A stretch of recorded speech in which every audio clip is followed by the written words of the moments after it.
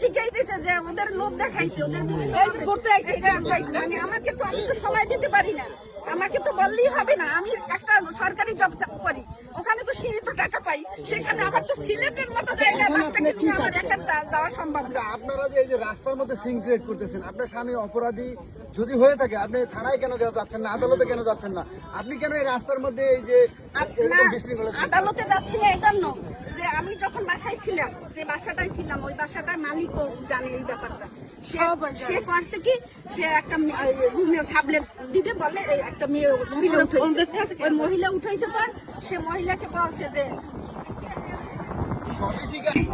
10 জনের সামনে করে, তাহলে বাসায় কি করতে পারে? তাহলে বাসায় বলি লয়, সুতা কথাই বুঝেন। বাচ্চারা কি কইছে, একটা ছোট বাচ্চার লগে মারা যখন ঘুরে তখন ওরা বলতে পারে আর একটা বেড়া লয়ে যখন ঘুরে।